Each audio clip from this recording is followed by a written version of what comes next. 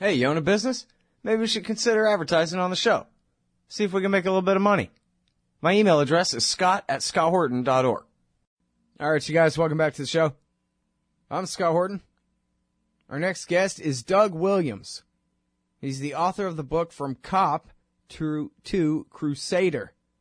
And he was a polygraph examiner in Oklahoma City. And so first of all, welcome to the show, Doug. How are you? Great, Scott. Good to be with you. Good. Happy to have you here. So now I have this right that the federal government is putting you on trial here just within a couple of weeks?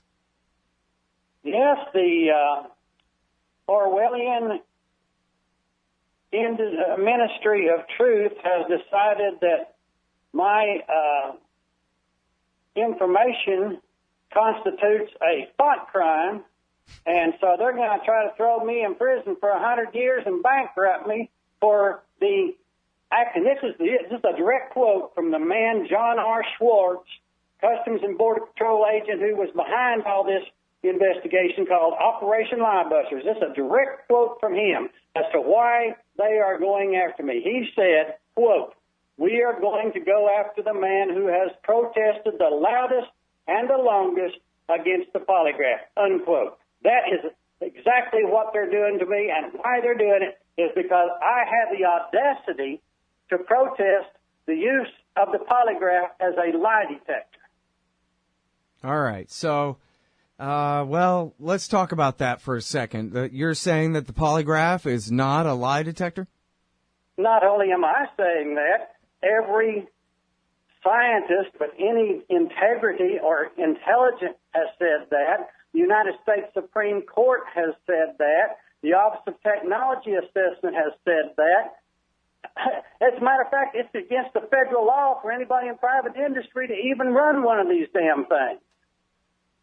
Mm-hmm. In other words, for a boss to require their employee to Yeah, the Employee Polygraph Protection Act was passed in 1988. I testified in Congress in support of that legislation, and the Employee Polygraph Protection Act makes it illegal for employers to require. As a matter of fact, here just a couple of weeks ago, the Drug Enforcement Agency, the translators that worked in a civilian capacity for the Drug Enforcement Agency were forced to take polygraph examinations. Some of them were fired for either quote-unquote failing it or for refusing to take it, and they sued under the Employee Polygraph Protection Act, and just a few days ago, a federal jury awarded them $4 million for this.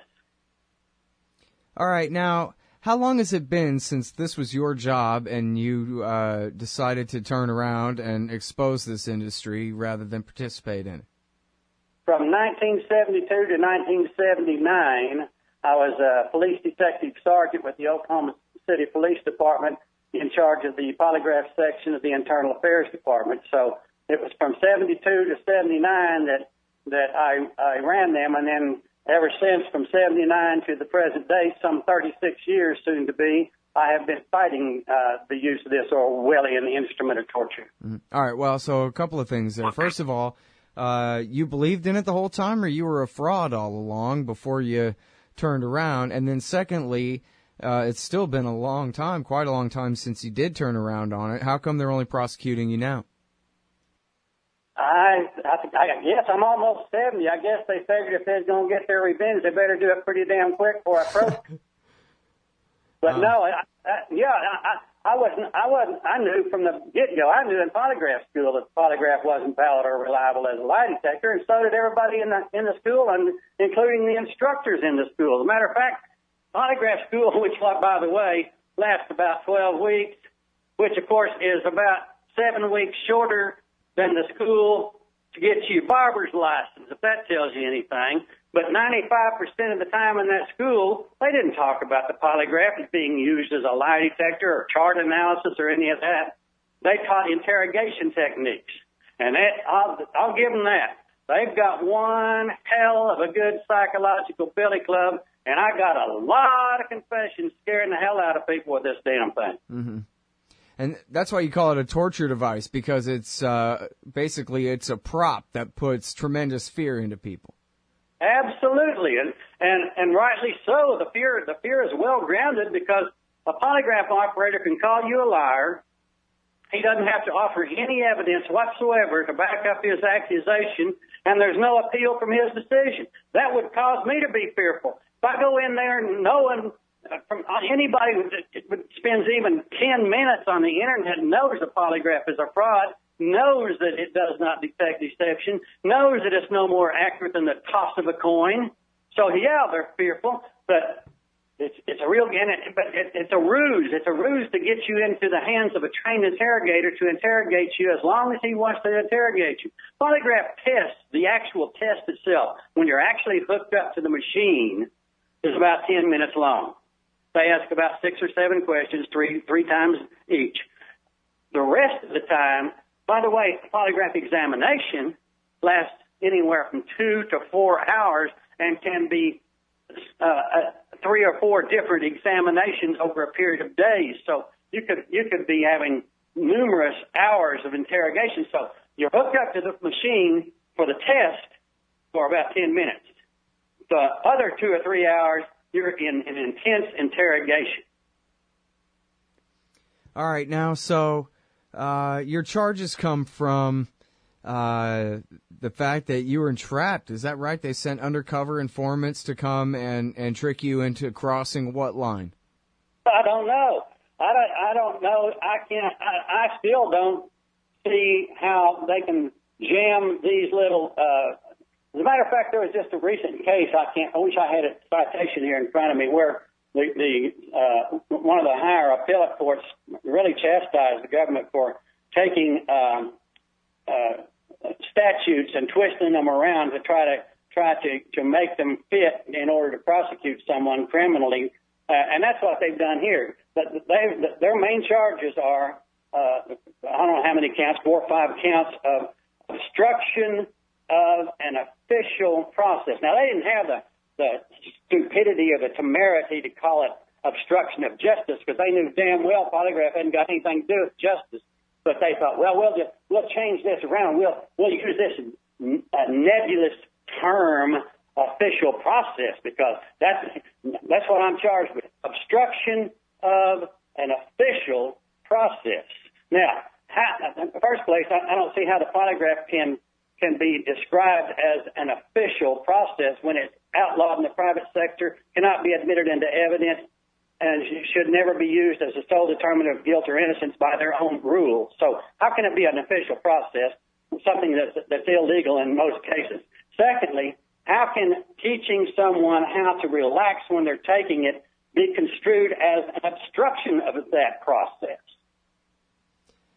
Well, I mean, they would say you're teaching them to get away with lying, right? That's what they're alleging, but the only one that was lying in there was them. They were lying about lying. But now, but if they say, well, look, you're knowingly teaching these people how to get away with lying, your answer is no, I'm teaching them how to protect themselves from a polygraph. End of story? I'm teaching them how not to be in there and be totally intimidated and interrogated and threatened by this instrument, so that they make some admissions against their own interest that may or may not even be true, because the pressure is so great. Many times people say things that there are a number of false confessions. In fact, there was a guy named Zimmerman that just was awarded $40 million because he was a false confession was derived from him under the pressure of a multi-hour polygraph examination. The polygraph operator lied. What they'll do is they'll come in there and they'll say, okay, well, now, here you go. Okay, now, Charlie, and now, okay, now, Scott, we got you. Now, let me look at this chart here, Scott. And they sit there and act like they're looking at their chart. And they say, okay, well, I'm seeing a problem here. I'm seeing you're not telling me the truth on this. Now, hold it right there. Hold it right there, Doug, because that was going to be my next question anyway, to tell us about how this works exactly. Give us an example, but we got to take this break. We'll be right back, everybody, with Doug Williams from Cop to Crusader. Hey, all Scott here. If you're like me, you need coffee. Lots of it. And you probably prefer it tastes good, too. Well, let me tell you about Darren's Coffee Company at darrenscoffee.com. Darren Marion is a natural entrepreneur who decided to leave his corporate job and strike out on his own, making great coffee. And Darren's Coffee is now delivering right to your door. Darren gets his beans direct from farmers around the world. All specialty, premium grade with no filler. Hey, the man just wants everyone to have a chance to taste this great coffee. darrenscoffee.com. Use promo code Scott and you get free shipping. darrenscoffee.com. All right, you guys, welcome back. I'm Scott Horton. It's my show, The Scott Horton Show. Talking with Doug Williams from polygraph.com. Polygraph.com, and his book is From Cop to Crusader.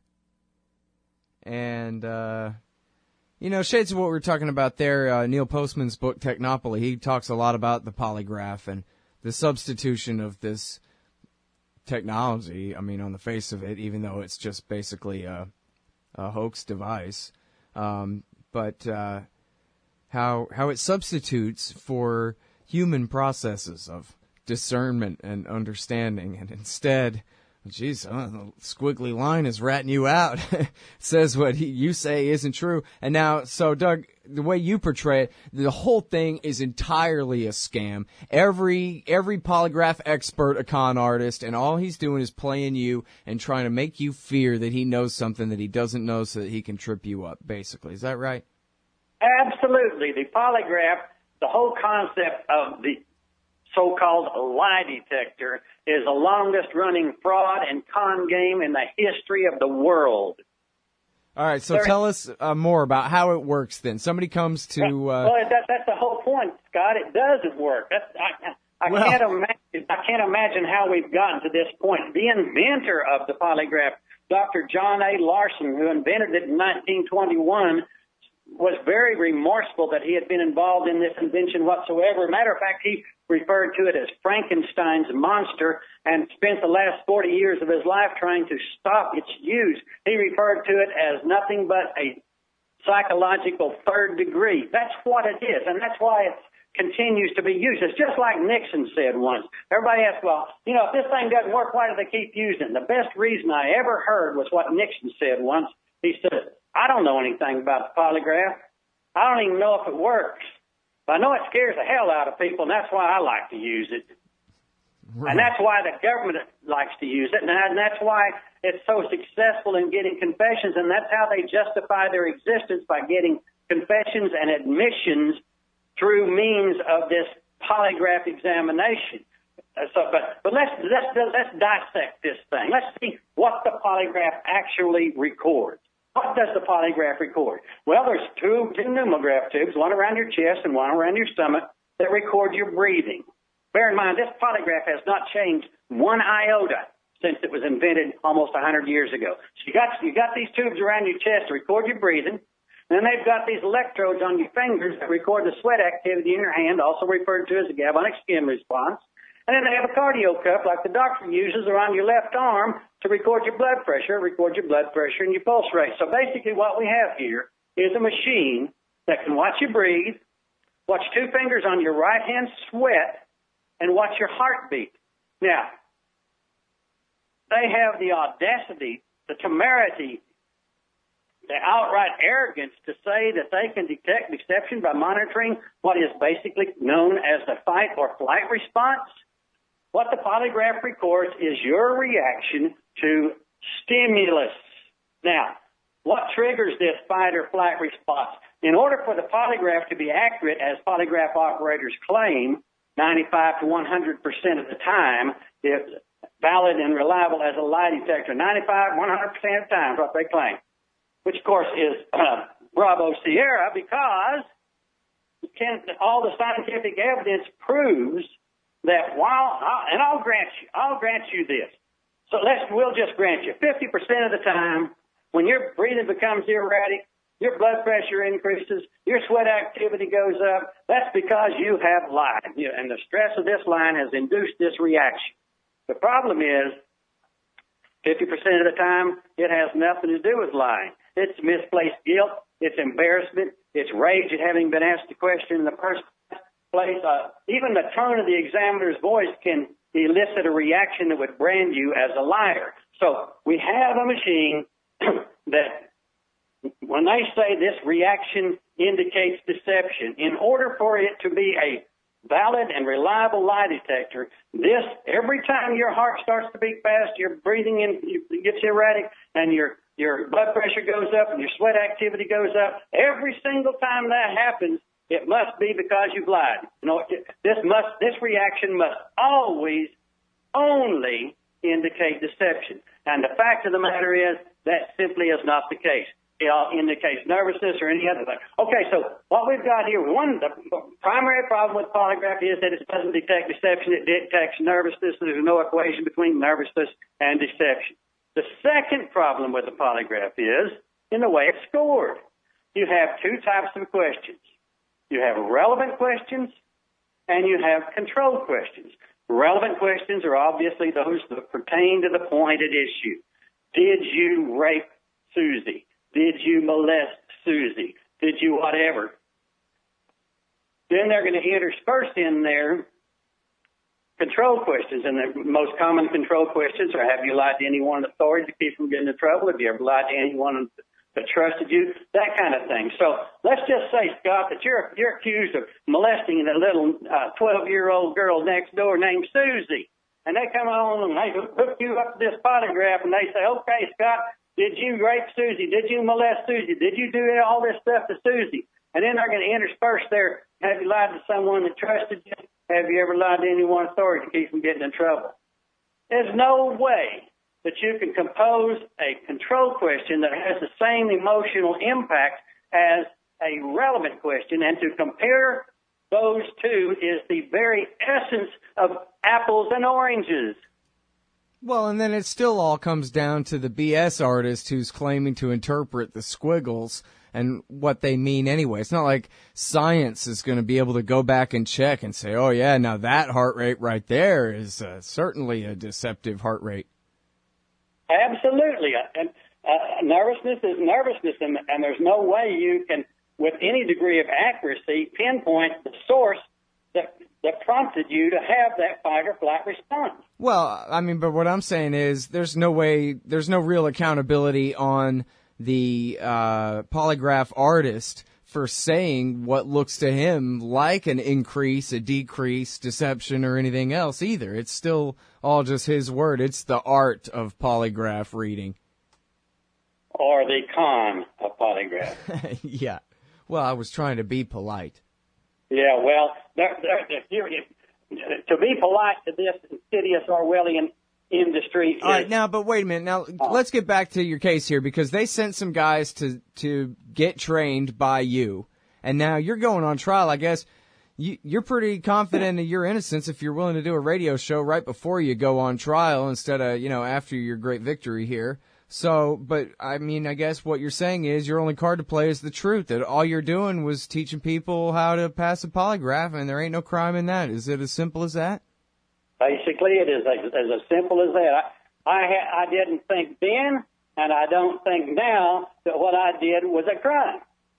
Nor does the Justice Department. They changed their mind about 3 or 4 times as to what the hell they were going to charge me with even. Mm-hmm. Well, now we know, especially from McClatchy reporting, about the massive increase in insider threat training and deployment of resources inside the federal bureaucracy, especially to try to get everybody watching each other, and in national security, no talking even about unclassified material, no talking outside of official channels. All this kind of stuff. So I don't know exactly, but I think I remember that an increase in polygraph testing is going along with that. So I can see why politically they consider you to be a big pain, regardless of how honest you are. Well, let's not even have anything to do with the security. Let's talk about national security here for a little bit. Clapper. James Clapper, the guy that's in charge of all that intelligence business. The Director of National Intelligence, yeah. Yeah, he says that here a while back that they must not only use the polygraph but expand its use so that they can stop the next Edward Snowden. Well, I would simply ask, if the polygraph is so damn good, why didn't it stop the first Edward Snowden? He passed 3 polygraph examinations with the full intent in his mind. His stated intent was to go in there and get that position so that he could have access to that information, so he could divulge it in the manner in which he did. So if they're going to use it to stop the next Edward Snowden, it is the most absurd statement in the world, simply because it didn't stop the first Edward Snowden. As a matter of fact, in the entire history of the polygraph in the government, they have never caught even one spy.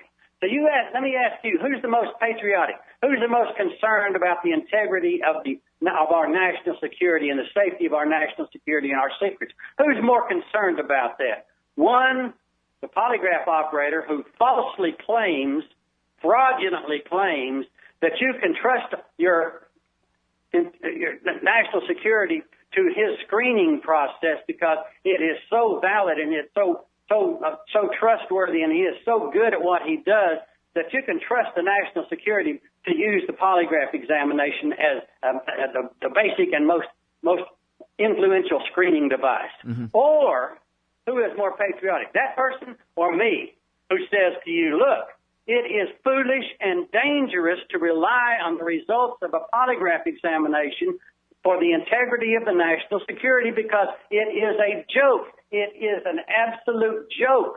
It has never caught even one spy, and it has let many, many active spies pass the polygraph with no problem whatsoever. So who's more patriotic? One who falsely claims that it's a reliable tool to use to protect our national security, or one who says it is foolish and dangerous to use it because it is far from reliable and very dangerous to rely on it. Mm-hmm. Yeah, they're crowding out real police work when they're basically, for intents and purposes, they've hired psychics or guys with divining rods or something to come in and make sure everything. In fact, there's a thing in Iraq, right, where they have these ridiculous little bomb detector sticks that they use to detect truck bombs, except they don't detect anything, and the truck bombs still kill them anyway, but they've come to rely on the damn things no matter what. It's just a superstition, basically. And but meanwhile, nobody's getting down on their knees and looking under the truck to see if maybe there's some explosives down there, you know? Yeah. Same kind of thing, exactly. Well, and it's all you got to do is got to follow the money. Polygraph operators have a vested interest in keeping this scam going because it profits them greatly to do so. Federal polygraph operators are paid in excess of between $100,000 and $150,000 a year. Most of them have outside businesses where they run private security polygraph examinations for people who have to get get a clearance, and private contractors all have to take these things if they have a government contract that requires a security clearance. So they're making one company that's founded exclusively by active and retired federal polygraph examiners just last year was brought up on charges for money laundering and everything else because they were overcharging for all these polygraph examinations. But they charge in the millions. It's like $30-40 million a year to the government to run these damn things. I mean, it's a very, very lucrative scam. Oh man, can you make some money on these things? Yep. All right. Well, listen, I've already kept you way over time, but good luck with your trial. I think it's important work that you're doing, and I sure hope they don't get away with getting you here, Doug. Well, if they do, maybe I can get you to do an interview with me at the federal penitentiary. Well, sure. I would rather not have to do it that way, but I'll tell you what. Let's make a deal to go ahead and talk after your victory in court here. Great. Well, from your lips to God's ears. All right, Doug. Well, take care, everybody. That's Doug Williams. He's at polygraph.com. Wrote the book on it, From Cop to Crusader, polygraph.com. Hey, all, Scott Horton here. It's always safe to say that one should keep at least some of your savings in precious metals as a hedge against inflation. And if this economy ever does heat back up and the banks start expanding credit, rising prices could make metals a very profitable bet. Since 1977, Robertson Roberts Brokerage Inc. has been helping people buy and sell gold, silver, platinum, and palladium, and they do it well. They're fast, reliable, and trusted for more than 35 years. And they take Bitcoin. Call Robertson Roberts at 1-800-874-9760 or stop by rrbi.co. Hey, y'all, Scott Horton here for WallStreetWindow.com. Mike Swanson knows his stuff. He made a killing running his own hedge fund and always gets out of the stock market before the government-generated bubbles pop. which is, by the way, what he's doing right now, selling all his stocks and betting on gold and commodities. Sign up at wallstreetwindow.com and get real-time updates from Mike on all his market moves. It's hard to know how to protect your savings and earn a good return in an economy like this. Mike Swanson can help. Follow along on paper and see for yourself. wallstreetwindow.com. You hate government, one of them libertarian types, or maybe you just can't stand the president, gun grabbers, or warmongers. Me too. That's why I invented LibertyStickers.com. Well, Rick owns it now, and I didn't make up all of them, but still, if you're driving around and want to tell everyone else how wrong their politics are, there's only one place to go. LibertyStickers.com has got your bumper covered. Left, right, libertarian, empire, police, state, founders quote, central banking. Yes, bumper stickers about central banking. Lots of them. And, well, everything that matters. LibertyStickers.com. Everyone else's stickers suck.